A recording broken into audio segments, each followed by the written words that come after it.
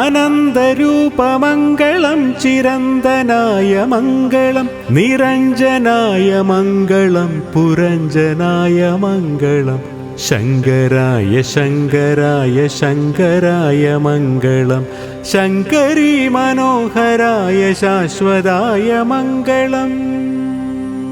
ഭഗവാന്റെ എഴുന്നള്ളിപ്പ്, ഭഗവാന്റെ ശിവേലി എഴുന്നള്ളിപ്പ് ഗുരുവായൂർ ക്ഷേത്രത്തിൻ്റെ വടക്കേ ഭാഗത്തുള്ള വാതിലിന് സമീപത്താണ് നിന്നിരുന്നത്. അവിടെയാണ് ശങ്കര ഭഗവത്പാദർ വന്നിറങ്ങുന്നത്.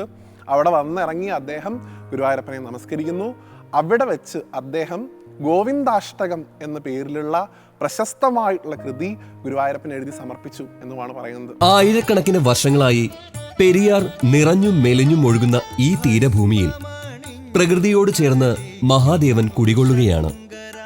കാലാന്തരങ്ങളിലൂടെ ഇത് ആലുവ ശിവക്ഷേത്രമെന്നും ആലുവ ശിവരാത്രി മണൽപ്പുറമെന്നും കർക്കിടകവാവ് ബലികർമാദികൾക്കുള്ള തീരമെന്നും അറിയപ്പെടുന്നു. ഭക്ത്യാ ഭജിച്ചിടു ശിവനാമം